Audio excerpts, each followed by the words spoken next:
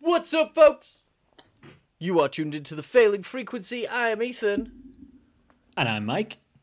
And we like talking about Star Trek. We do indeed. And what are we talking about this week? There's a fly in my face.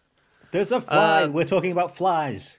We're talking about flies. We're talking about brindlefly. No, this week we've got some sad news. We've got some happy news. We've got some news that just won't die. And we're going to be covering the last 2 episodes of Star Trek Strange New Worlds. We've got last week's episode, which was called what? Labyrinths. Labyrinths. Dance, magic dance. And this week's episode, the penultimate episode of the final series of Star Trek Discovery. Yeah. Which was called what? Lagrange Point. Lagrange.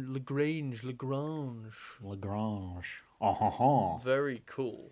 But before we get into that, how you doing, Mike? Your hair looks nice. Thank you very much. It is naturally going insane. It's lovely. It's wavy. As am I currently. I've got a couple of £1,000 bill that's going to arrive at my door within the next week, which is unexpected. Where did you meet him? £1,000 bill. If only. Can you imagine the amount of sexual satisfaction you could buy for a couple of grand? I'm having to waste it. I thought you meant like a £2,000 man. Like, imagine the sexual satisfaction. Imagine like a £300 man. Imagine how sexually satisfying a £2,000 man is. Yeah, no. So that's what I'm living with at the moment. That's why I am looking and feeling tired. So we are. This is going to be a real low effort, like internally now mellow show for me. Just play it off as chill. I'm super chill. Yeah. That's chill. What I'm doing. How about yourself? My baby is trying to kill me. Yeah. Yeah. And it's getting bigger and stronger every day. She's getting bigger. She's getting stronger. She's getting heavier. It's really weird. There was a growth spurt. The baby is like noticeably heavier. Like literally this time last week, holding the baby, and then like I'll need to go do something. You just fucking took him under your arm. You just sling him over your shoulder. You just fucking do. Whatever. Then one day, it's just like, oh fucking Jesus, my back hurts. Baby's waking up at all hours. Just You're gonna have to work out like a carrying backpack rather than your papoose, just to try and save you back. Yeah. Oh no, I'm getting that style of wrapping the papoose. I'm getting all right with it. What I need to start doing are those like medicine ball exercises. Yeah. But with the baby, which she'll love. she'll love it. She'll be having a great time. Yeah. It's that, or you start at a young age training the baby up with like baby versions of medicine balls. You're like, I want you to become like the I don't know, the Schwarzenegger in 20, 30 years time. Yeah. Or like Hannah. Yeah. Or we'll train you up, get us some little tiny weights. Wayne. Yeah. Yes. Could be the Damian Wayne to your Batman. Baby. Yes, man. She could be the Damian Wayne to my. I don't want to be Batman. Batman's a fascist. I'll be. So's Damian Wayne. Damian Wayne's a lunatic. There's subtle difference. And a fascist. Subtle difference. Yeah, he's a bit of a fashy. Bit fashy. Bit fashy like. But yeah. And that's my life. Yeah. Yeah, well. We both survive on as little sleep as we can get. Sleep when you're dead. And, we do it all so we can bring you the Trek news and reviews. Yeah, man. In a very mellow way. Speaking of, after we've been looking, it's sad that Discovery is leaving. It's on its way out the door with a fizzle. Yeah. But we've been looking forward to what comes next. We were talking the other week about how after this it's going to be Prodigy. Wrong. Hmm. Wrong. It Yep. might not be. Because Netflix released their slate for June, the stuff they're going to be releasing, and Star Trek Prodigy isn't on it. Isn't there? It's not coming in June. It's Which coming is strange. You'd at think, some point. they've got free shows. Yeah. And considering it's already been leaked to the French, so if you're French, you can watch it all now. Oui,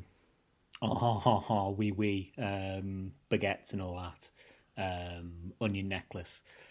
So you can watch it all if you can speak French, or presumably French Canadian. And you'd think they'd go, well, we don't want the risk of more spoilers. Let's get it out there quicker than later. But no. I think the restraint by the French speaking community in not having loads of spoilers out there has been pretty good. Like, I haven't even seen like spoilers in French. No, I haven't seen a single picture spoiler either. No, because maybe we wouldn't understand the French up there if there wasn't a translate, or if I didn't go back to whatever GCSE French I can remember. But I can read a picture and not seen a single one. Yeah, So, there's good on the French. Yeah, good on the good on the. It's hard to say as a Brit, isn't it? Oh man, it's difficult. Oh man, you know what I mean. Yeah, we have this healthy thing with the French where the French don't think of us, and other Brits jokingly hate the French for people who aren't English or whatever. When really we rarely think about each other outside of making fun of each other, and only ever when the subject comes up. Although I will say, one of my heroes of working in hospitality for 15 years, pouring pints, making coffees, waiting tables.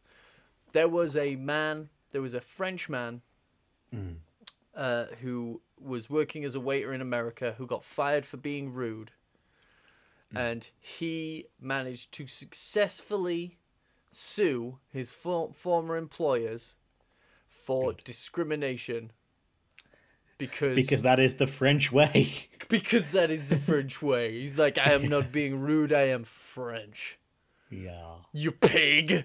And I remember reading that story, and I'm just like, contempt of court. No contempt. I am French. Like that man. I'm like, that man is a fucking hero. Not for the French, but definitely for people in the hospitality industry. Especially people who have experienced American hospitality, where it's too friendly. Get out of my face. Americans need to take it down. From me. Put it to 50% Americans. Come on. But there's some stuff online. A lot of people being like, "Hey, we're gonna make a lot of noise."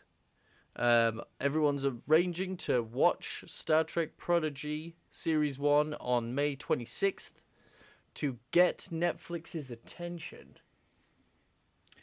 It won't matter. I don't get that. Yeah. I don't get that at all. If people want to do that's fine. It won't matter. The series is being cancelled and won't be brought back. If they're not going to keep Lower Decks going, they're not going to keep Prodigy going, which had lower viewership. No. But who knows? They're not keeping Lower Decks going. They might not keep Prodigy going. They're definitely not keeping Discovery going. But apparently, a whole bunch of stuff that you and I said were never going to happen is happening. They've finished making Section 31. Okay. They have cast Holly Hunter as the lead, Holly Hunter to lead in Star Trek Starfleet Academy. I'm guessing principal, is that the word? Well, in the actual article that I read, and I can't remember it now, it had it down as Commodore or something like that. Commodore, So yep. it did give her a rank, but I can't Principal remember it. Holly Hunter. Yeah. Yeah. Great. Really reaching good into stuff. that young age demographic that the series Yeah, is man. supposed to be doing. Oh, hey, she's the young folk, they know Holly Hunter as Elastigirl. Because everyone the Incredibles came out, Incredibles 2 came out. There is a non-zero population of the internet young folks who appreciate Elastigirl for her being thick, for dad ass. Yeah. They she's got the junk in the trunk, and they love it. Yas queen. Yas queen. Meanwhile, I just think of Holly Hunter as being someone who can detect if there's piss in a jar. There's piss. She drank the piss. She's like. I don't think she drank the piss. Did you see a different version? I think she did. I think she drank the piss. That's how I remember it happening in Batman v Superman. Fairly certain she drank the piss and exploded. Yeah. Why not? Hey, why not?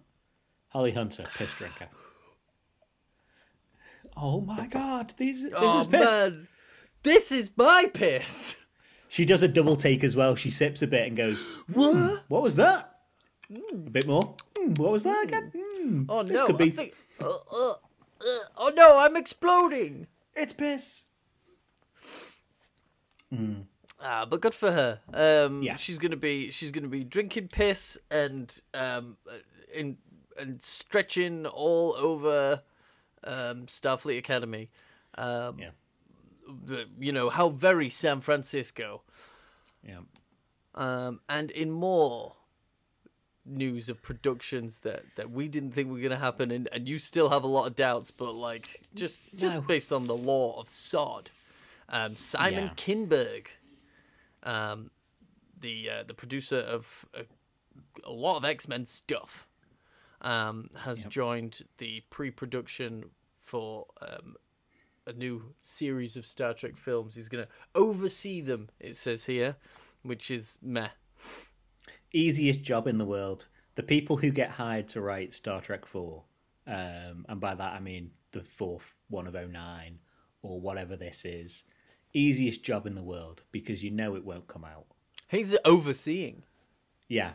Well, so he can oversee nothing happening. He can Absolutely. get 20 different scripts written a year out and brought to him, and it won't matter.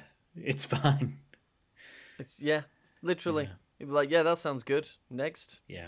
Love it. Sound great. Put that on the pile. Put that in the good pile. He looks and the good pile and the bad pile are equal. They're the same pile. Good, bad, good. Yeah, they're the same pile. What's in the good pile? That's just the stuff that I think's gonna burn really well. Yeah. It's just one of those like cardboard boxes, with the handles on it. And on one side of it's got good, and they're like, okay, I've read all the good scripts now. Show me the bad scripts. And they just pick up the box, turn it round, and on the other side is written bad. They go, okay, cool. Let me read these. Wait a minute. He's certainly has overseen a lot of franchise prequels. Yep. Which good. He's probably a good pick for the job, or a fair pick for the job. It's just a shame that Paramount have no money to do anything. Well, I mean, you don't need a lot of money to make a film that is apparently in its current iteration, set decades before the events of the 2009 movie, likely around modern times. Doesn't require a lot of money to just go out and film some stuff. I was saying to you, in the green room beforehand, the Hollywood Reporter, I think, whose article this is, have just extrapolated out that decades before TOS, which I think is the press release, means that it's modern day. or near modern day, and it's like there's a couple, there's 150 years or so, or 180 years, I think it is, between now and TOS. 18 decades. Yeah, 18 That's whole decades. 18 whole decades. Yeah, so I don't think people are going to be, I don't know, driving Ford Focuses around and all the rest of cheap stuff to make it real cheap. They're not going to do a Picard season 2 on it, is what I'm saying. No. Yeah. Probably not going to go anywhere. Especially, like you say, they Paramount is just hemorrhaging money. Yeah. Because, their streaming service cost a lot of money, and it's fucked them because it's the worst streaming service, and because it's so naff, people are pirating all of the shows. So they definitely can't afford Chris Pine to come back to play Kirk. He was in an interview recently and appeared quite surprised to hear that they'd hired another writer, saying, I thought there was already a script, but I guess I was wrong. Or they decided to pivot. That's always been the way with Trek. Just wait and see. We'll wait and see. I'd love to do it, and if they want to do it, fantastic. I hope they get him to do it. I hope if they could get him to do it, that he does it looking like he does in Poolman, his directorial debut. This beard and mullet number that he's rocking. Yeah. Baggy tie-dye t-shirt. Yeah. Right, just Captain Kirk the hippie. Totally. Yeah. Totally. Absolutely. But yeah, we shall see. It might happen. Might happen. I hope it doesn't. I really hope it doesn't. Yeah. We don't need it. We don't need it. No. We don't need it. If I were them, I mean, obviously they're just lying about it because it helps show to Sony and Apollo and other potential buyers that look at the potential films we've got coming out. And that's the other thing. They said they wanted it to come out 2025. If you've got no script and you're not shooting it, says here. Yeah. That's still not does it say 26 in the article? Yeah. That's still not enough time. No. You've got no script. You need 6 months in pre-production at least. Probably 6 months in production and 6 months post-production. You've got 18 months then to get stuff going on this shit. Yeah, man. It's not happening. Yeah. I think a Star Trek movie about the Klingons in like Strange New Worlds era, like Manchurian Candidates, like a bunch of people that got the Tyler treatment, realizing that they're Klingons, and like fucking killing shitloads of people, and like assassinations, and I think that would be cool. Get some political intrigue. Yeah. Get some, this is the mess you made. You did this. That'd be cool. Yeah. I think there's potential if Section 31 goes well. That's set Enterprise C time, which we haven't really seen. You could do a film with Rachel Garrett on the Enterprise C. I'm not looking forward to those uniforms, though. I didn't like that uniform that they had. The stripped down version. Yeah. It's lame. And it's one of my favorite uniforms. I didn't like the version of the uniform that we saw in Strange New Worlds. I hope they sort that out. Yeah, the Strange New Worlds version where it's extra embossed or whatever all around the shoulders that. And Don't need it. Don't need it. They probably won't use the uniform anyway. The Section 31 guys will go, ooh, let's put a new uniform in it. I hope they do Strange New Worlds versions of the motion picture uniforms. The gross beige pajama uniforms. Yeah. Yeah. Yeah. We already saw them kind of in Star Trek Beyond.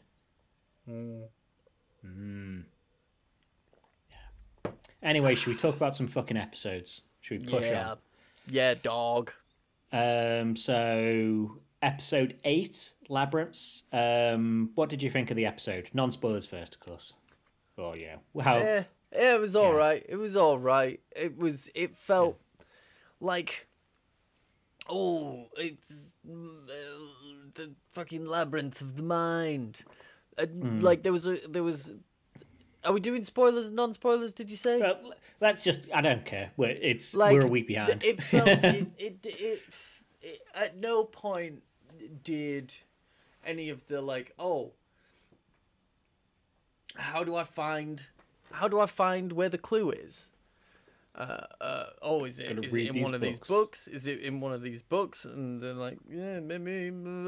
Oh wait, no, it's a labyrinth. I need to find my way out of the maze.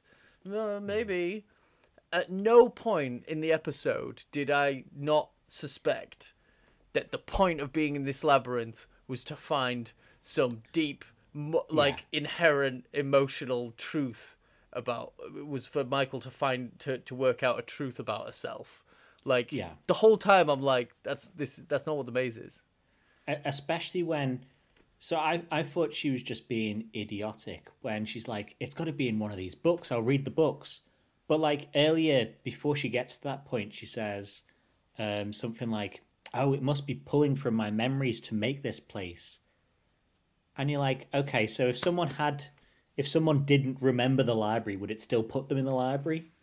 So maybe they would think of home rather than the librry, in which case there wouldn't be any books. So put two and two together, it's probably not in the books. I've got to find it in one of maybe I've got to find the clue in the kitchen shit drawer. Yeah. It is like a lot of things in this series. It felt as though this episode was written by someone who hasn't seen Star Trek and doesn't know that the people in it, the characters in it, would immediately go okay, so this is a test of character. The maze is the set. I'm not trying to find my way out of the maze. I'm trying to find my way to the center of the maze, and I am the maze. Yeah. This show, I feel like this has probably been done in Star Trek before. If not, it's just such basic, genre. It's such a basic genre concept. Yeah. That I've just realized what Westworld. It's the whole plot of the first and second seasons of Westworld. That's what the maze is in Westworld. It's not the hosts trying to find their way out. It's trying to find their way in. Yeah. That's it. It's literally it's. I was trying to remember. I can remember an episode of something, and they make for good bottle episodes, and this isn't a bottle episode. But where you're in your mindscape and you're in somewhere where you remember, but there's no one else there. Kind of like the Crusher wanders around the empty Enterprise stuff. But I can remember an episode of something where someone opens the door and it leads to the same room again. And it leads to the same room again. And they're trying to escape, but they're finding themselves in the same room. It's just very reminiscent. As you say, it's genre TV.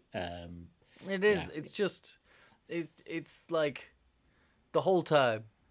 Just you just need to sit down and talk about your feelings. That's what this show is all about. That's what Discovery has always been about. Yeah. It's always just been about a bunch of people talking about their feelings. What are you doing running around this fucking maze? And then the bit when the camera pulls out and pans up back across the maze, and and she's like, okay, I'm gonna get this fucking jug of sand and I'm gonna make a little trail so I don't double back on myself. And I'm just climb up on top of the bookshelves. No, it's Takeshi's Castle rules where you can't climb up. It's that game on Takeshi's Castle where it's the because Beat Takeshi she climbs up on the bookshelf and Beat Takeshi's in a little fucking prop plane hanging from a crane with a water pistol. Yeah, I again don't think the lessons, these things, these pieces of the puzzle, because we don't say clues anymore. These pieces of the puzzle are supposed to be each one teaching a lesson that is kind of a strength of character thing. So when you get to the end technology, it's a proof point that you deserve the technology, or that you're not going to use it for bad.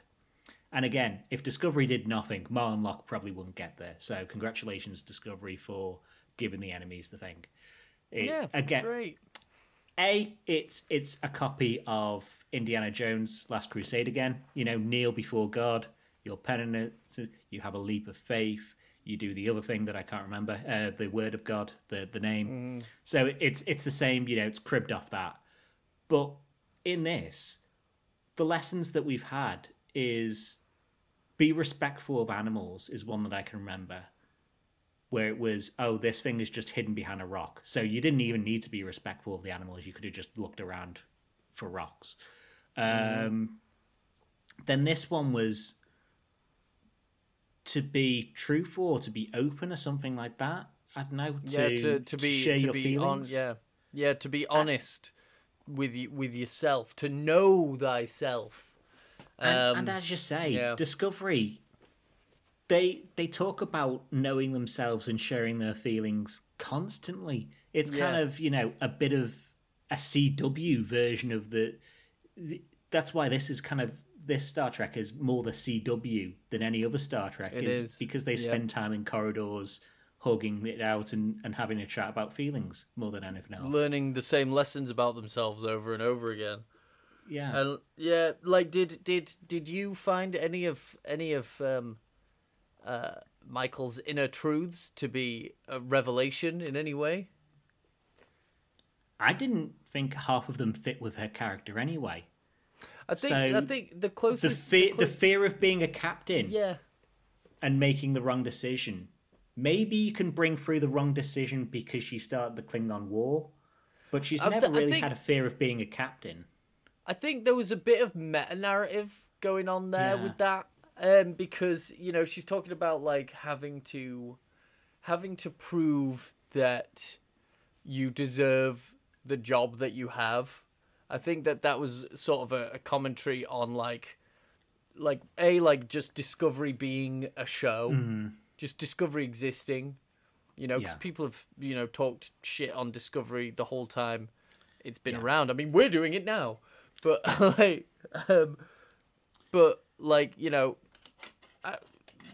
despite enjoying Discovery for the most part, but I think there's also something to be said about that being said by a woman, by a black woman, having a position and feeling the need to prove that you deserve that position, and I just the meta narrative of that, great sound. The narrative of it, it's kind of it sort of doesn't fit, and in the ways that it does fit, it's not a revelation. In the ways that it does fit, it's like, we know, we like we know that you have a confidence. We know that you overcompensate for a confidence problem. We get that. But think of all the times that Michael Burnham has put herself forward and save the universe or save the structure of the universe. She might have started a war once, but she saved the Federation season 1 by ending the war. Season 2, she was the Red Angel. She was the end thing the whole season was about, and saved the universe again by not letting Control get hold of the sphere data. God, that feels like so long ago. I know. Season 3, she cured the universe of its dilithium the fear of dilithium for maybe it will blow up again, and the supply of dilithium, which presumably they just killed that kid eventually. I know Saru took him back to his planet, but that kid's dead. Yeah, just look at the lake. Just look at the lake. Yeah. Season 4, what did she do? She saved the universe again from the 10C. You know, there's only so many times. If you save the universe 4 or 5 times, there's no point in having imposter syndrome. You know, by that point you aren't an imposter. You know you're not an imposter. And then the side of it where it's you need to be honest with your friends and stuff like that, and Book. Michael is painfully honest and open about her feelings and whatever with the likes of Tilly, you know, her one best friend, and Saru, her other best friend. You know, there's this stuff with Book and their breakup that maybe, but at the same time, it's manufactured just for this, and it's out of character anyway. The breakup, I would say. So the whole lesson, and anyway, as a lesson, if you're trying to defend this tech from, let's say, 800 years ago, Klingons wanted it to destroy the universe.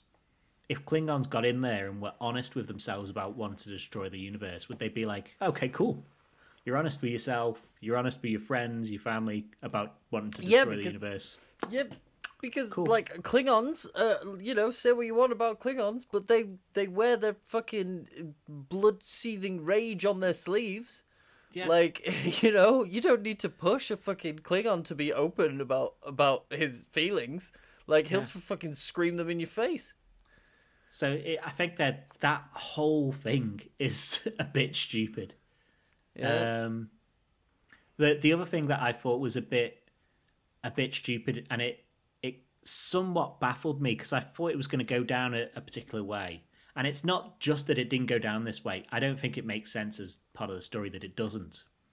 This library, which I thought, cool concept. It's kind of like Memory Alpha in TOS and the website. You know, they have a thing where the Breen arrive there and they go, doesn't matter. You know, we've negotiated stuff like this before. And as long as people don't come in here firing, we're happy for everyone to come in and, you know, take the data and leave their stuff and all that. See the exhibits. And you think, these guys, they've got at least 800 years of history and potentially weapons for them. These guys must be pimped. They have no fear of, you know, a Breen battleship or whatever. Yeah. They'll be fine. And then the Breen come in and it's just like, okay, well, we'll shoot you if you don't let us get to it. And then the archivist breaks down and she's like, ah! Oh my God. We didn't expect this. We didn't expect anyone to try and get the stuff that's in our museum. And it's like, have you not heard of the British before? But, you know, this is a library that's existed through the time that the Borg have been there. And the Borg only want to acquire information and strange technologies and stuff like that. They would have had to survive being around the Borg. Mm-hmm. And they can't defend themselves. You know, the second someone lights a match next to them, they all break down. Yeah. I thought it was weird that like we had a whole episode of them trying to figure out how to find this fucking library, and then they get there and they're like, "Oh, the Breen are coming," and they're like, "Oh yeah, no, we know the Breen. Yeah, we know the Breen. The Breen know where we are. The Breen are cool. We're cool. We're cool." Like, well, and they kind of break how the Breen find the library as well in the episode. So in the episode, they say, "Oh, the Breen have been tracing where our spore jumps go," and you're like, "Okay, I didn't know that was a possibility, but that's makes sense. How? I suppose you need it for a story. Well, you need it for a story point. Why not?" How? They have that plot. They have those plot scanners, long-range plot scanners. Long-range plot scanners. But then at the end, when the Discovery like fakes its explosion and jumps away, the Breen are just like, we've done it. We've destroyed the Discovery. And you're like... They were looking. They weren't looking at the scanners. They weren't looking at the long-range plot scanners. They were looking at the explosion. Fucking Jeff on the bridge of the Breen ship is just like, Ooh. they're over there, though. I better not say anything. Shh. Shut up, Jeff. Shut up, Jeff. Look at the explosion. Yeah. It's like, oh. But what's the point in this ship that can get anywhere in the universe pretty much instantly? And the Breen are always 6 hours behind them. They're like, oh no, the Breen are going to get here in a couple of hours. We've jumped away. Okay, but the Breen are going to get here in a couple of hours. You know? They're eager. Yeah, they are eager beavers. They are eager. The Badlands looked cool, though. Yeah. That's the one thing I did have down. Or one of two things I had down that I really liked in the episode. The special effects of the episode, the Badlands. I thought the library was some really cool effects. Like, obviously it's stitched together and CG and whatever. But I thought that looked really good. Yeah, Badlands man. looked really good. Big, land looked like skyscrapers. Yeah. Looked cool. Yeah, man. I was into that. It's interesting to see, and the library sets. Apparently, it was a university library. That's a fucking nice library. Jesus, that is a good redressing of a library, or a really nice library. Yeah. But a lot of the Breen stuff got a little bit more interesting. There's the Mandal I'd say it could have been a bit. Could have wrapped it, or could have been a bit less. Less is more. But you don't need to tell the Breen that, because we can't see their faces. They know that. I gotta say, man, the man we have the Mandalorian. What am I trying to say? We have a lot to thank the Mandalorian for really pushing the envelope for mask acting. Yeah, because. Like, at no point did I feel like I didn't know, like, even when there's no dialogue, you can kind of tell what's going on. And that's a lot to do with directing as well, how long a camera lingers on a guy in a helmet looking, but yeah, I thought the mask acting pretty good. You could tell what was going on. You could see in their expressionless masks. Yeah. You could see the dissent starting to bubble up amongst the crew. You could see, like, the fucking Primani kicking off, pushing the fucking, pushing his luck a bit. Just being a bit more of a dick, and the camera's just panning to people just going just looking at each other like, can you believe this guy? Like, almost doing... Okay, that happened. Like full on. And I didn't mind the dirty Power Rangers as much this episode. I think the mole taking over is very, and it's probably a bit too much like Laurel taking over in season 1. So Laurel, a follower of an outcast. So what was his name? Lack, an outcast. But whatever. The prince is dead. Long live the prince. Yeah. Vok dies. And Laurel, uses that power vacuum to become the leader of the Klingons over the natural leader that's there. She's the first female chancellor or whatever empress. And then she's doing it. She's doing it for the people. Maul is doing it because she's a fucking loon. Yeah, she's a fucking loon, but all the people fall right behind her, and they're like, "Cool, let's resurrect this guy." It might work. Yeah, man, she's just like it's. I don't think it's gonna work, and she's gonna. There's gonna be some acting when she has to get to grips with that. Or the feds could just say, "We'll bring him back to life for you. If you just leave this shit alone, we'll just bring him back." Michael could just say, "Look, I know you lost someone. Rather than handing this stuff over to the Breen, I'll bring him back to life because I'm, a Q-like god because I am Michael Burnham." No, she's gonna make an AI double. She's gonna have a Chat GPT lock. She's gonna have Lock GPT on her phone. Yeah. Yeah. What did you think of the Quasionian wedding voodoo dolls? That was a nice. That was, okay. I don't care about the Quasion. It's a planet that we'll never see again with one guy that we'll ever see. I don't give a fuck about Quasion. The guy's head lights up sometimes when he's happy, sad, or thinking about something, and that's about it. I liked it when he said shite. Yeah. You get a couple of those a season. Good work. Yeah, man, shite. Yeah. They said holy shit, and then he said shite, and I was like, yeah, nice. What did you think of the librarian? I really liked the librarian. I thought she had like quite a cool character, at least before, as I say, that twist happened where it turned out that they could be blown over by a piece of paper. I thought she was like quite a cool, like happy, weird character. Collector sort of, collector from the MCU kind of weird, thing.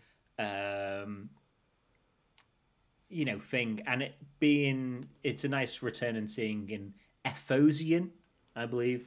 I was just looking that up. Yeah. So the president from Star Trek Undiscovered Country. Country, yeah. Yeah. Ephosian. Yeah. I like that. Did you not like her then? No, that person is covered in prosthetics. Oh yeah. And is in a show set in an episode set in a interspatial fucking library in a giant dust cloud. And the most unbelievable thing about her is the fact that someone with that fucking attitude could work in a library. Fuck up. Yeah. Just like a bunch of people try to read, try to focus, and then just yeah. fuck. But how many people are coming to read? Because this library moves and is hit. There's a bunch of them. There's a bunch of cunts. There's a bunch of cunts in that fucking library.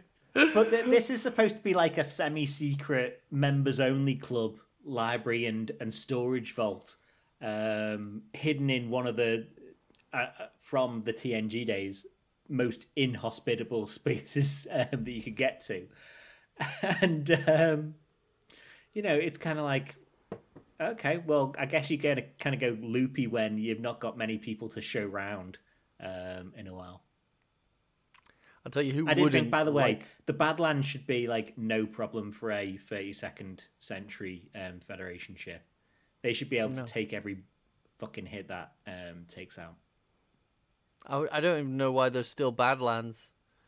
Yeah. Like, I'll tell you who wouldn't like Hyrel. Yeah. Red Foreman. Yeah. He'd put a foot in her ass. He would put a foot in her ass. Yeah. Federation president style. Yeah. He doesn't have a name. He's the president. He's the president. Yeah. He don't need no name. He don't need no name. He's the Federation president. He just has fucking big president vibes. Yeah. And tiny little glasses from memory. Yeah, he does have tiny little glasses, yeah. Yeah. Great. Yeah. Wonderful. Yeah. Anything more on this episode? I'm coming to an end of my notes. I think my 4 lines of notes. Yeah, that's it really. The rest of the plot with the crew was just kind of meh. Yeah, I don't care. I think In fact, one thing I did think is, and didn't put it in my notes, is Reese gets the captain's chair in this one, I think it is. Yeah. And he does a reasonably good job, I thought. Yeah. He's like, oh, do this. And he's rather commanding for being a character that we barely get any, screen time or whatever. Mm-hmm. So I did like that. But yeah, end of my notes and extra on that. Yeah. Should we go on to next episode? And should we do a non-spoilers because it is this week's, or should we go straight into it? I think we should just go straight into it for the sake of time. Okay. Yeah. Right. What did you think of it then? Lagrange Point.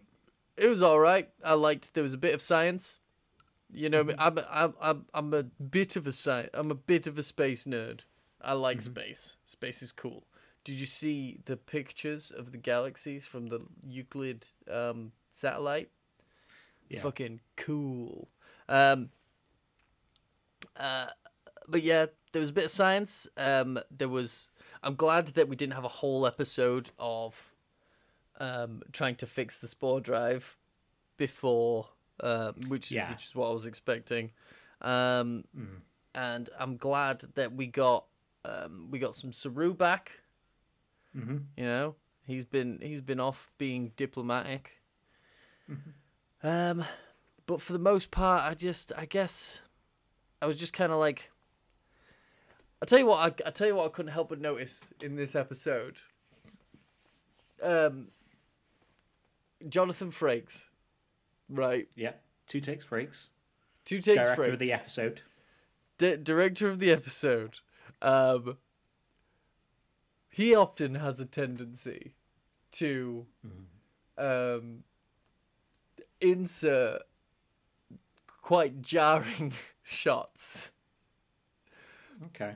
Into an episode, like the camera turns upside down or whatever. People walk over the camera and it does like a flip. Yeah. Why do we film it like? Why do we film it as though it is the key going into the thing? Yeah. There was a lot of that this episode, especially at the start. Yeah, I did notice. Oh my god! Throughout the episode, there were just these constant like, "Hey, you know what would be cool?" He's a. I've got in my notes here. Frakes is a very spur of the moment director. Yeah. I mean, like you say, two takes Frakes. Like boom, that's it. We got it. Boom, let's move on. And it was really noticeable in this episode. I think it's the freedom of Discovery compared to TNG, because TNG it was like the camera never moves. He thought to try and get it to too big. Yeah, he thought to try and get it to do some moving or tracking shots or whatever. But the majority of TNG is shot from like 4 positions. But yeah, he's given freedom now, and he's like, "We'll move it everywhere." Yeah, man. We'll film it from the key going in. We'll film their faces like, oh, hey, you know what movie I watched the other day? It's one hell of a movie. I watched Iron Man the other day. Yeah. We should film their faces like fucking Iron Man. That got old pretty fucking quickly, I'll be honest. Yeah. Especially because like with Reese and with Adira, you could really see the outline of the head sock. Yeah. It didn't look like Iron Man. It looked like fucking... Who's the fucking... Norman Lovett in Red Dwarf with a turtleneck. Yeah. Yeah. What was he called? Heady? Holly. Heady. Yeah. Heady. This is a fucking head. Yeah. Holly. It just reminded me of Holly from fucking Red Dwarf. Yeah. Like, ugh. Yeah. And during all those scenes where it's like, sometimes they're talking just internally on comms and they're like, the Breen can't hear us say this. The Breen can't hear us say this out loud to one another. Yeah. And sometimes it's being automatically translated and you're like, I suppose this could be done by all manner of stupid sci-fi things, or you just pressing a button when you want it to happen. But I can just imagine where Michael's like, "Buck, distract him," and it gets announced out, and it's like, huh? Who's Or Book? Why are you distracting me for? Who's or not even that, just like Yeah. it's just not translating and they're just saying it in English. And they're just Yeah. like, what was that? Does anyone here speak human? These Yeah. guys are all talking to each other out loud in human. I think they might be humans. We're in Who would this... have thought 5 foot people sneaking around on this ship, you know? And there was one point especially... The height disparity was noticeable. Yeah. The actor who plays Adira is 5 foot. And Breen in the past have been tall, you know, tall fellas. And I suppose there's an episode of DS9 where Kira disguised herself as one, but she's still 5'7" or something like that. Mm-hmm. So having a, you know, 5 foot Adira running around like, hee hee. It's just like, what? These used to be mysterious tall warriors. And there's even a scene where Adira is wrestling this staff from one of them. And you're like, the DS9 Breen would have like thrown you across the room. They were able to like match up against the Jemadar. I was thinking about that, like when they volunteered to go aboard the thing, and everyone was like, "Oh no, it's gonna be dangerous." I was thinking, like, didn't they used to be a fucking stormtrooper or some shit, like for the fucking Earth fascist army or whatever? Like the first time we meet Adira, they're guarding the fucking spore drive with the weapon. Like, they've been through basic training. They went through basic, but they've been adopted now, so they need the like space family to feel worried about them. Well, that's family though. Softens you up. Let me tell you, as a family man, as a father, as a father, as a father, I find myself. I've always been a bit of a softie. Yeah. But I'm a right softie now. I'm a right softie. Oh, I love giving cuddles.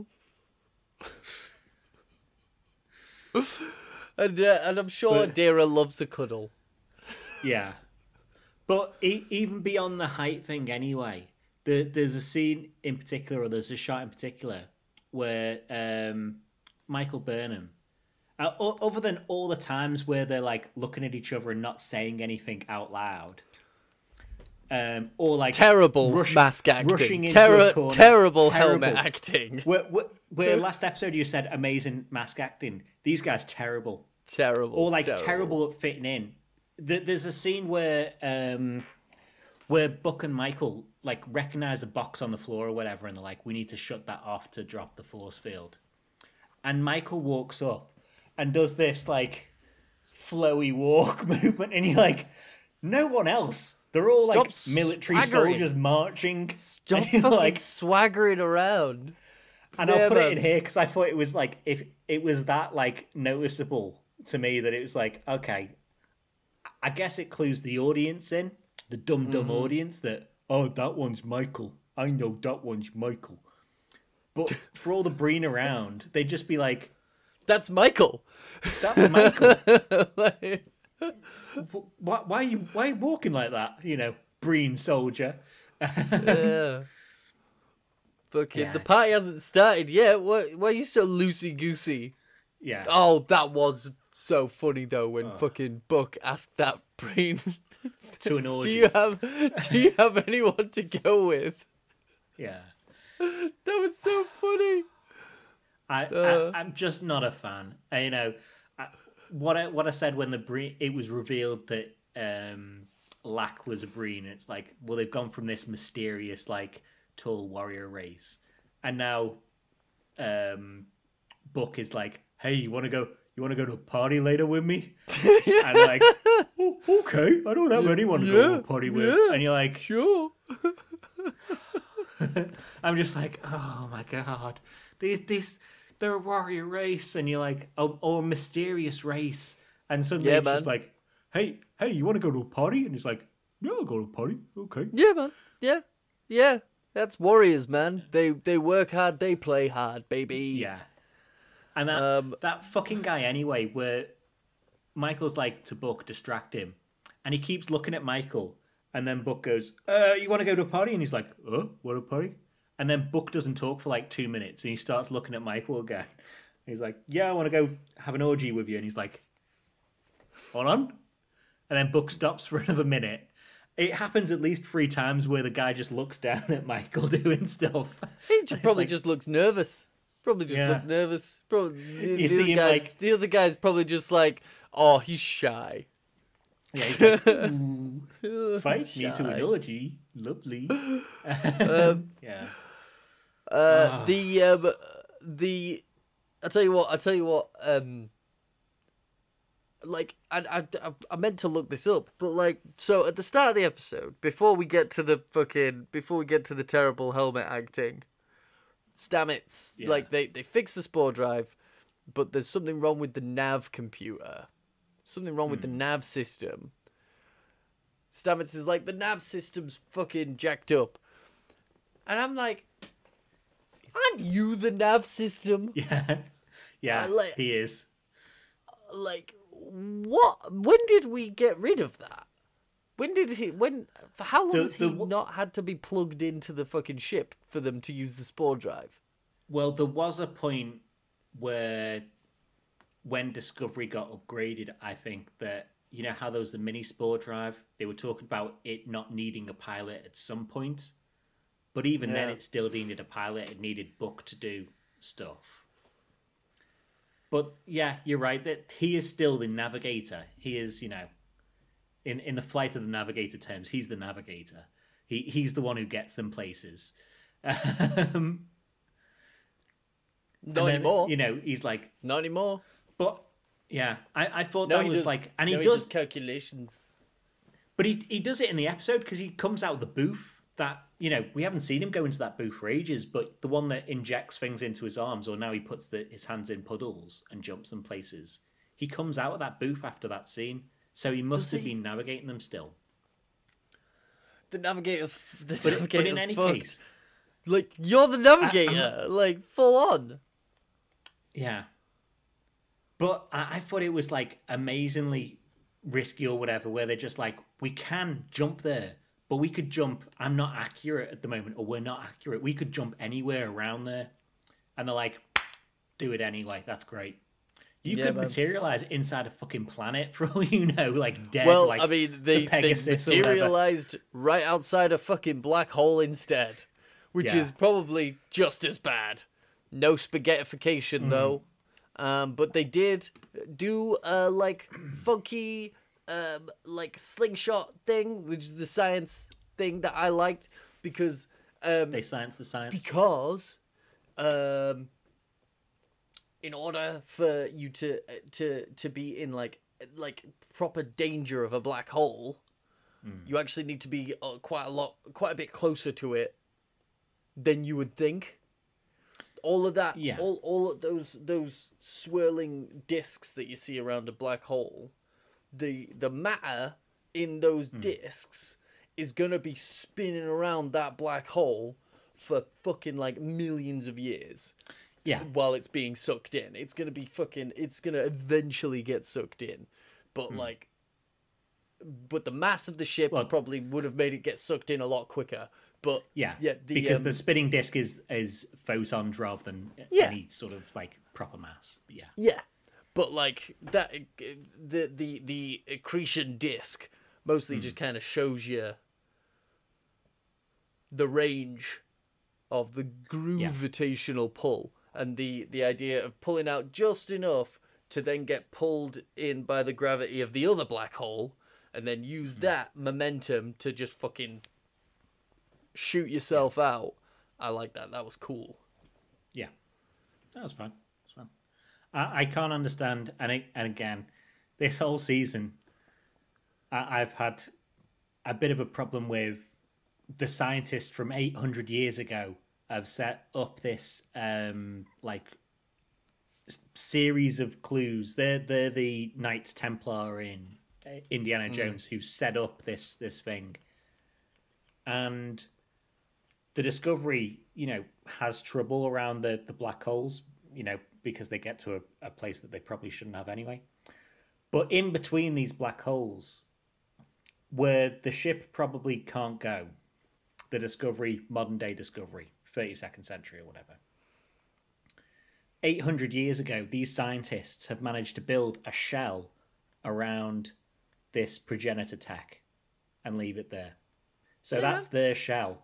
So 800 years ago, these scientists were just like, fucking black holes, we can do this. Ow. Yeah, man, it's easy. I mean, look at it now. I'm going to do, like, art from 1200s, right? Yeah, look at that. Yeah, man. 1200 AD, a horse and cart. Yeah. No, like, I'm just looking at, like, art from the 1200s, like, insane detail. They find a way. The equivalent. Yeah, like, I can believe that. I can believe that. That's the equivalent of, like, getting tweezers and, like, putting the thing, like, just in the right spot where it's just gonna stay there. It's just perfect enough to stay there. And I mean, that's, I can imagine something like there, that I happening. think is fine. The it staying there, I think, is fine. The getting it there and, like, being around the black holes is the thing that I find that's hard. Yeah, because it's the same problem with it's the same problem with the Badlands, like, being a problem nowadays in the 32nd century. The Discovery should be able to fly and be hit by plasma storms and be like, 800 years ago they would have had real trouble with this, but now it's fucking easy. Smooth, baby. Like driving a Cadillac down the 45. Yeah. What did you think of the progenitor tech? We see at the very end, or yeah, well, I mean, we see at the end, but like the kind of we get the casing. Yeah, we get this big fucking thing, and they open it up, and it's a portal. We think. Yeah. We don't see a lot of portals in Star Trek. I spent a couple of hours this afternoon, kind of combing, on and off, for portals, and I had a bit of an argument with my partner about what classes as a portal, because I was like, Star Trek doesn't do a lot of portals. The Iconian Gateway. We see 2 Iconian gateways. There's also TNG and DS9. There's also a, like, gateway style weapon that the Xindi use, and that Honey Bunny from Star Trek Picard uses. We don't see a lot of portals. Me and my partner were also arguing, because I was like, we don't see a lot of portals. They were like, what's a fucking wormhole then? And I was like, that's not what I mean. Yeah. That's not what I mean. What I mean? You're being obtuse. A transwarp conduit, I would say. No. I would class that as a portal. I wouldn't. That's not... When I say a portal, I mean like a fucking hole in space-time that is joined to another hole in space-time. Like, transwarp conduit just kind of shifts you into a version of space that is smaller. That is smaller than normal space. What about you should the read portal to fluidic space? Like that. That's like a portal. Because that enters a different... I don't know what it enters. It's not a different universe, but it's a different something. A higher dimension of space. There's a really good... it's not law... It's... Gateways. There's a really good book series by Adrian Tchaikovsky. The final book is The Lords of Uncreation. We're being idiots. The portal, Edith Keeler. Yeah, the Guardian of Forever. That's the other one. That's the other one. That's a time portal, time and space. But like that's it. There's not a lot of portals. The only other time we see them is the Iconian gateways, where it's like it's a thing. we can't let people get hold of this technology, Yeah. kind of thing. Thanks On the subject of the transwarp things and subspace Nodes or whatever, and subspace travel, the final architecture series by Adrian Tchaikovsky is all built around the same idea of like a ship shifting into a different plane of space-time in order to travel faster, because it's like imagine space and time as a bubble, and you just drop down to where traveling from between any 2 points is just a shorter distance. That's what that is. That's not like the same as A Long Way to a Small Planet book series or whatever, which is a good book. I haven't read it. But yeah, like we don't do Stargates in Star Trek. And I think it'd be interesting if that's what the progenitor tech actually is. But I feel like it's probably not. I feel like it's going to put them in White Room, a very cheap White Room. Yeah. Yeah. It's gonna put them in a different White Room than the one we've had this season. It'll be a beige room. Yeah. Oh wait, is this the thing? No, this is the off-white room. Yeah. You can just imagine what's his name, Kovic, just sitting there. Michael walks in and he's like, "What are you doing here? This is my White Room. Fuck off." Yeah. You're in the White Room next door. Yeah. But I was like, maybe is that what it is? Is that what the progenitor tech is? Is this just like more Iconian gateway stuff? And then I'm thinking, is this another clue? Is this just another clue? Is this a clue? What about it being a gateway? Yeah, like is this just like this isn't the progenitor tech? The gateway isn't the progenitor tech, or it is, but it's not the fucking. It's not the meat of the progenitor sandwich. It's just the dressing. Like I suppose it could be like there's an episode of Stargate where Daniel and Vala use some tech to travel to a different universe entire. So it could be something like that, I guess. Yeah, because that's what happened with the progenitors. They fucked off. Yeah. To me, the stepping into white made me think of, and for no real reason, the Q. So in Voyager, when Janeway and the crew of Voyager go to the Q space, so the Endless Road, or when there's a civil war there, it's a flash white and then go into a white liminal space before whatever. And even Q has a white liminal space. He and Kovic probably get on well. Because when Picard dies, he's in a white liminal space. But yeah, so I thought of the Q more than anything else to begin with.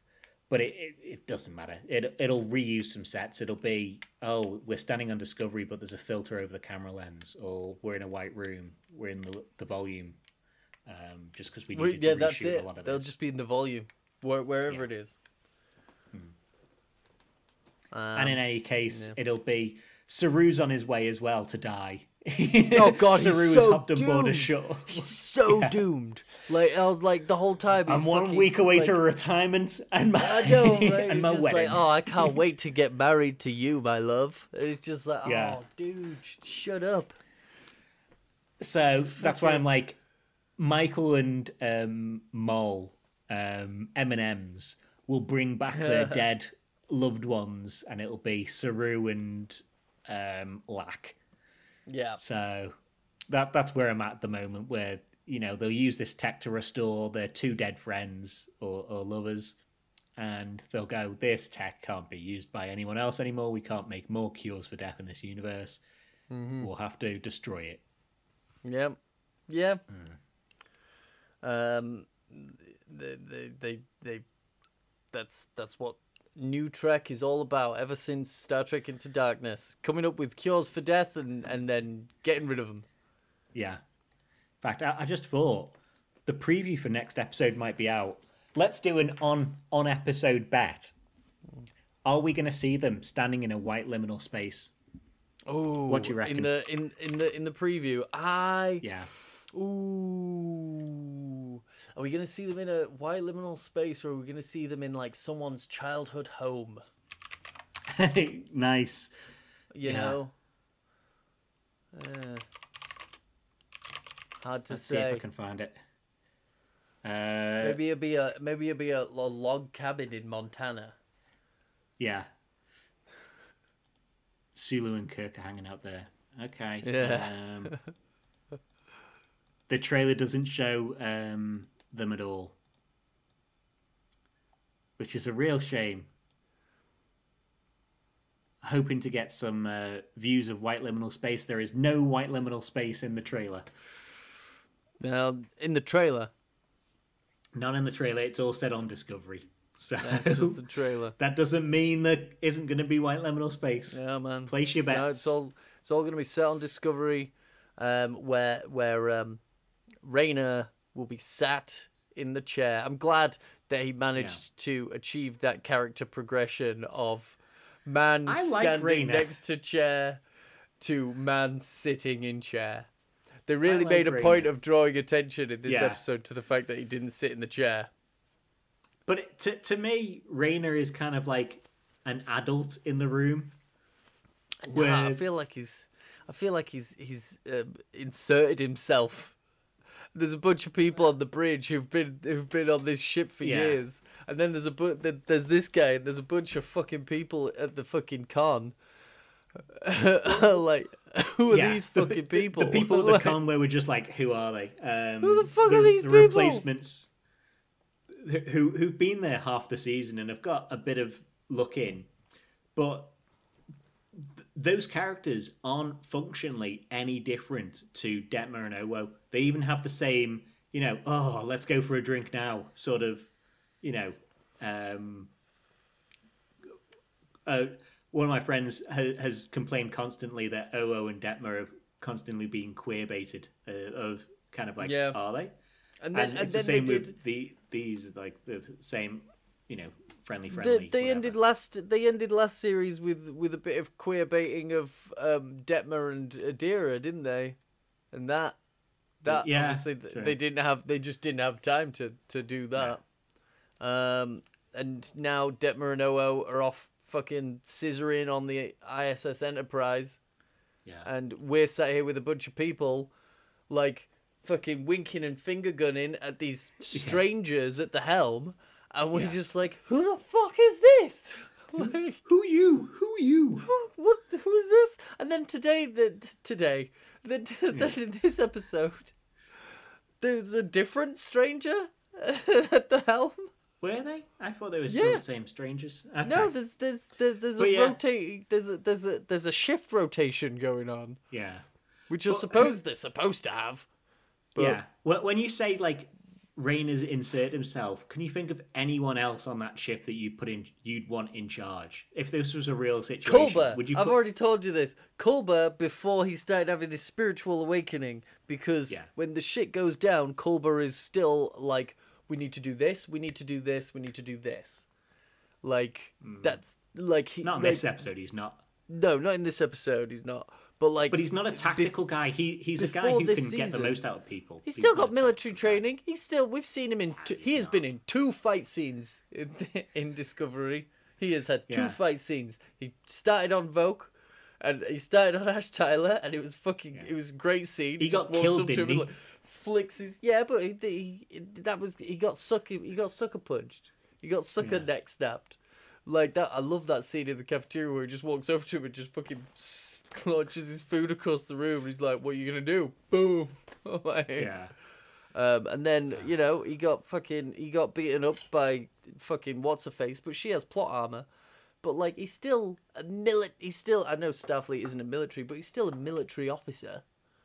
Yeah, but he's nowhere near as capable as Rayner is. No. Rayna doesn't want to. He doesn't want to sit in the chair.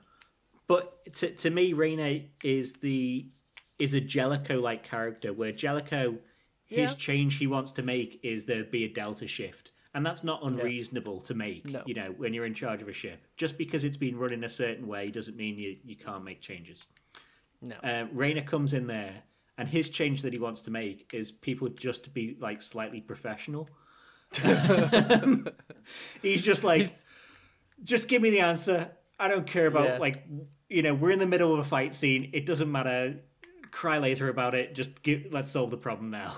That's it. His main change is that I just want the crew to talk about their feelings less, or at least after we've resolved. Yeah. After this, you can talk to whoever you want. During this, not me. Let's solve this. Not me though. Yeah. But like, fucking go nuts. Yeah. I reckon he doesn't want to sit in the chair because he doesn't want people to hear him make a big loud noise when he stands back up. Yeah. He's got a massive fart that he's working out, like pacing around. No, he's just like, he doesn't want the lever to squeak it out. If I sit down on the chair, then if I stand up, I'm gonna have to go when I stand back up. I don't want the crew to see me do that. Yeah.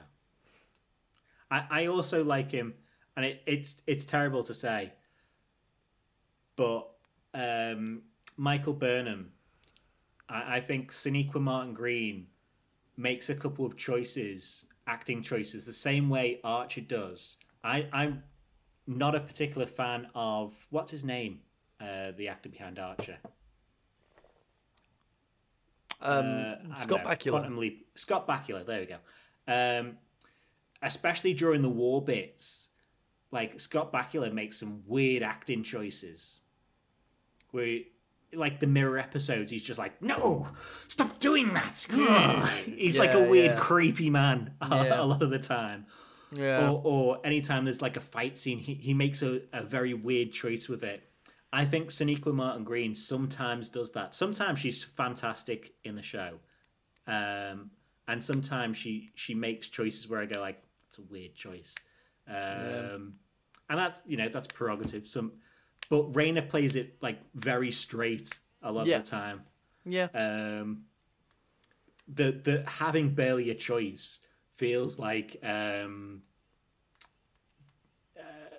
more restrained Star Trek from the 90s rather than the 2000s Enterprise on, where people made choices.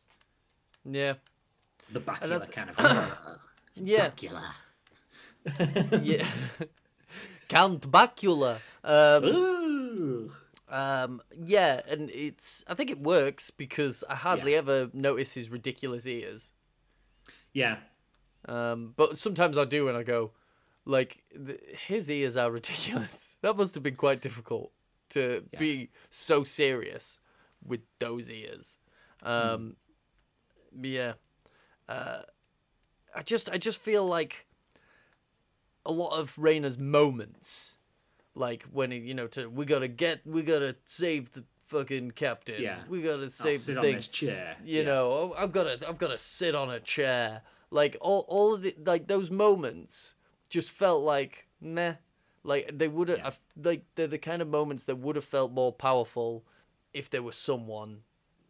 Like if there was someone, Saru? If it was Saru, or if it was Tilly or Culber or fucking Reese, like they would have felt like more powerful moments if there were people that we'd had time to, to know and love.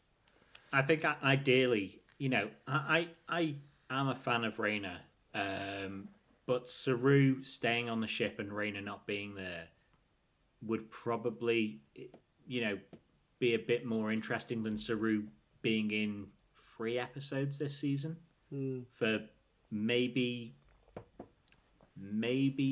20 minutes total. Yeah.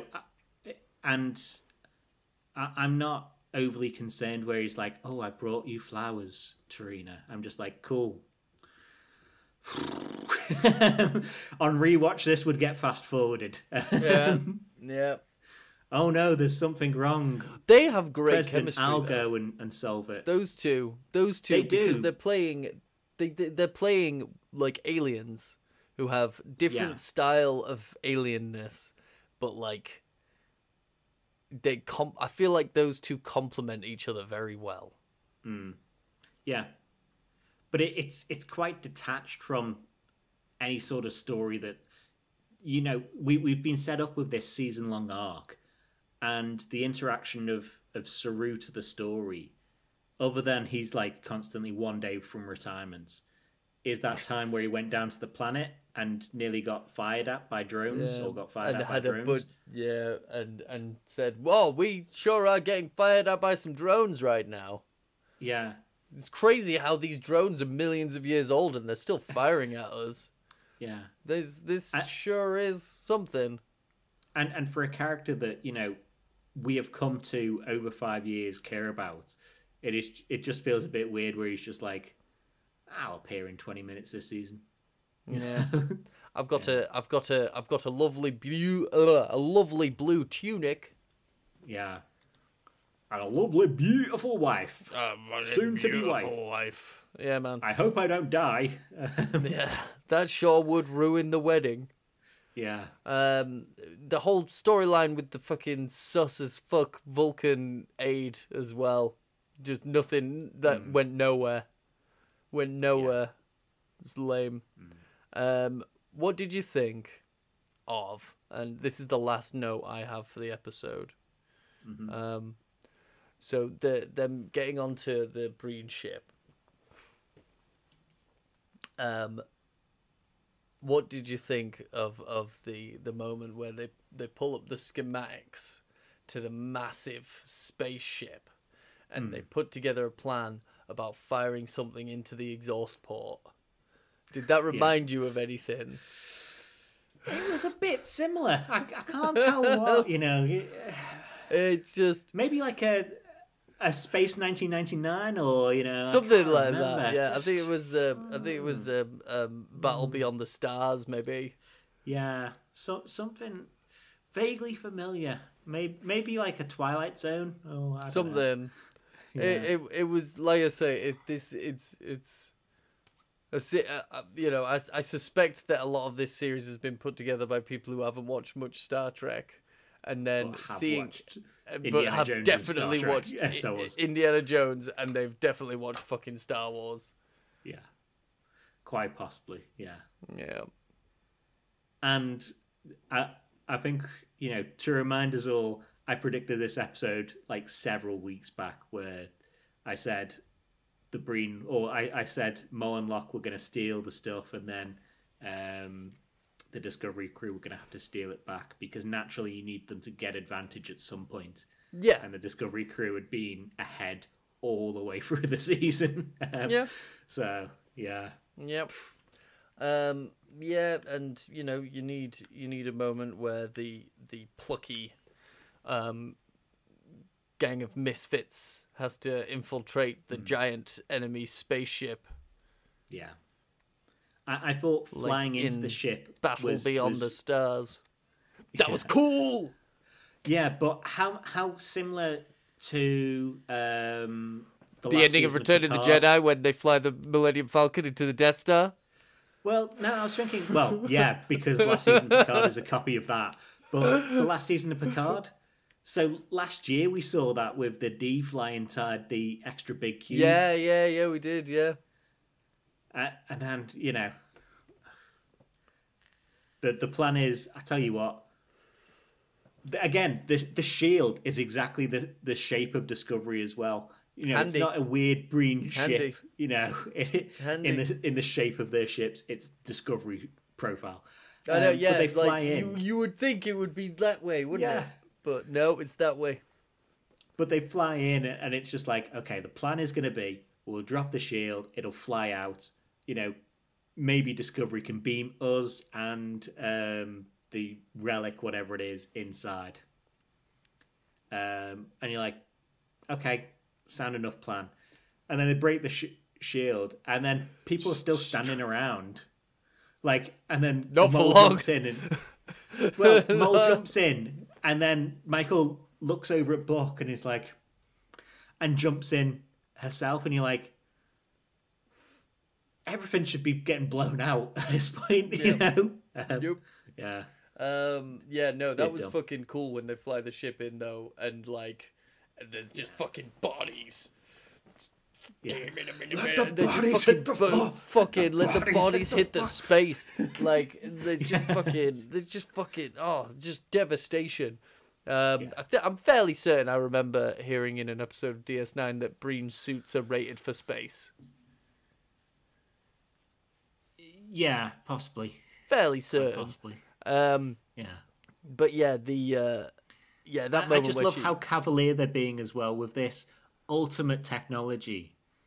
For all we know, they shouldn't have like moved it from the place it was anyway. But we'll give it to the Breen. The Breen are reckless. They're the ones that tracked it up and brought it inside. Discovery's plan is, I tell you what, we'll just go in there and start blasting. Yeah, start blasting. Yeah, straight up.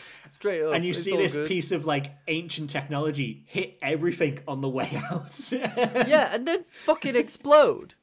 Yeah. It fucking explodes, and then there's a big portal in space, and they're all just like, "All right, guys."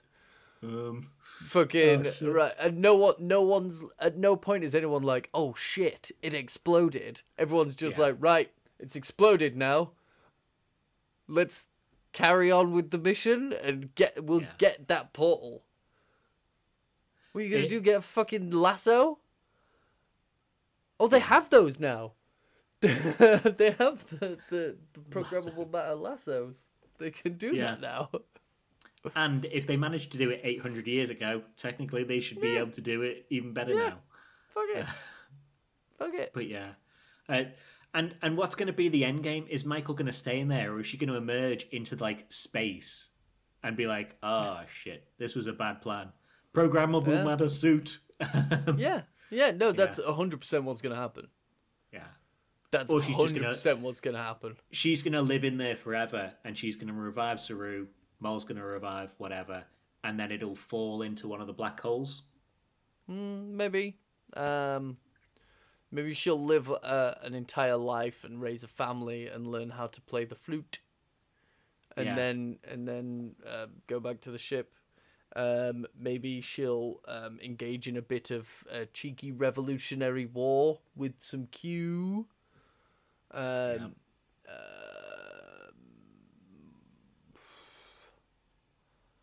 Cisco also had a liminal white space. There we go. I'm Cisco just thinking did of extra. have a liminal white space. Maybe she'll meet Cisco. Yeah. I should make a compilation of just liminal white space in Trek. Yeah. The white space of Trek. Yeah. No, it's hard to say what it could be. It could just be a bunch of fucking progenitors like eating dinner. Being like, "Excuse me, do you mind? We'll answer the door in a minute, but let us finish what we're doing." Those two other Breen there, helmets off, just like, "We don't have any more food. We're feeding the Breen." Like, just like, "Oh God, you didn't tell me you invited your friends." Yeah. Again, that Breen, those two Breen that go in, is very Indiana Jones, that first trial. Penance towards God, and the rope drops or whatever, and he's like, "The guy got his head chopped off. This is just fall into a portal of whatever. Don't care." Yeah, doesn't matter. Yeah. So I'm just looking forward to the season ending now. This hasn't been the best season of Discovery, I don't think, by a fair way. So they've got a lot to wrap up in one episode. Like, not necessarily wrap up. They don't have a lot to wrap up. They've managed to fucking like this. There's not a lot of threads, but no. It's more that like they've got to. They've just really got to execute this last episode extremely fucking well. Yeah. And we'll have to see as well how much the dénouement is the after the action resolution of this universe, the Discovery crew going on and living happy lives, or going to Starfleet Academy. Love a good epilogue. Love a good love a good epilogue. Or maybe the episode will end with "Don't Stop Believing" and a cut to black. Yeah. Yeah. And they've got to pull it off because the world is watching. I meant to mention earlier that this season of Discovery is currently at number 9 in the Nielsen ratings. Like if this series if they fail this landing, it might not be good for Star Trek long term. Wow. Again, they've got no money anyway. Paramount. But yeah, who knows when it comes to I don't know how much Nielsen is fiddleable as ratings, because I see so little discourse around this season of Discovery. Mm-hmm. It's not even very memeable. No. Other than liminal white spaces, and we haven't even coming to a phone screen near you. Yeah. Right. Do we have anything else on the episode? Just hope. Yeah, man. Hope. Yeah, that's all I do hope. I'm always hopeful. Yeah, man. Yeah. Always hopeful for a nice resolution that, elevates the series. Yep. Like last season did with the Tensei. Last season was elevated by the Tensei. Yeah. So, hopefully, again. Mm-hmm. Cool. Right, then it might be time for us to say... before we go, I just want to say there is a new Star Trek book out. I've got the audiobook downloaded. Let me get it up. Hey, it's not that. It can't be that good. It's that kind of book, It's a picture pop-up book. It's by Dayton Ward. It's called Pliable Truths. It's set shortly after Picard has been held captive by the Cardassians. It's set on, at the time, Terok Nor, so Deep Space Nine, and it features... the cover has Picard. Ducat's in it, but the cover has Picard and Garak.